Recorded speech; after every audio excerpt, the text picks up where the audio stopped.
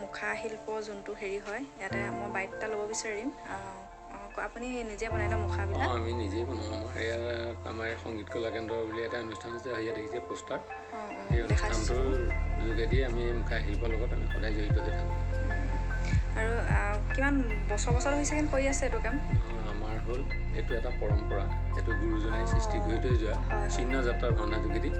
এই পৰম্পৰাটোকে আমাৰ পিতৃ পিতামহসকলে বহুত কষ্টৰ মাজত জীয়াই ৰাখিলে আহোঁতে 2003 চনত আমাৰ পিতৃয়ে সংগীত নাটক একাডেমি বঁটা লাভ কৰিলে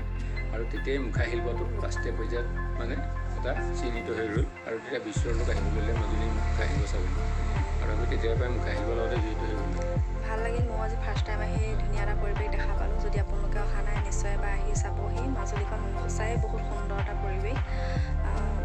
আৰু ক'বলৈনো কি ক'ম আপোনালোকে নিজে আহিলে দেখা পাব আৰু ইয়াতো বহুতো ইউটিউবাৰ আহিছে মনোজ ভাইহঁতো আহি গৈছে বিকাশতো আহি গৈছে আৰু কোনোবা যদি এইটো কি কয় বিষয়ে জানিব বিচাৰে তেতিয়া মাজুলীলৈ আহিলে সকলো কথা গম পাব ভাল লাগিলে হয় নমস্কাৰ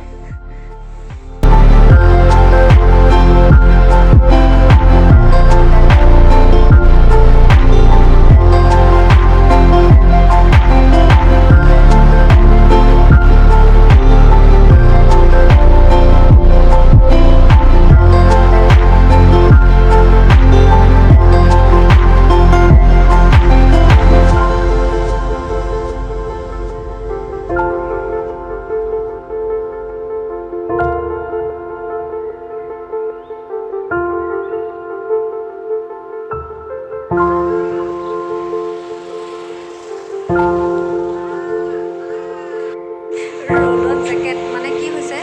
কাপোৰ গোটেই অৱস্থা নাই মাজুলীটো জানেই বালি ইয়াতে পিন্ধি লৈছোঁ এতিয়া অকণমান ৰৈ দিছোঁ চামগুৰি সত্ৰ ন আমি চামগুৰি সত্ৰলৈ আহিছোঁ ন চামগুৰি সত্ৰৰ পৰা আহি এতিয়া যাম আউনীআটী সত্ৰলৈ এইখিনি অকণমান ৰৈ দিছোঁ ভাবিলোঁ ফটোটো গৈ ইমান তুলি লওঁ পূৰা লগাবলৈ তেতিয়াহ'লে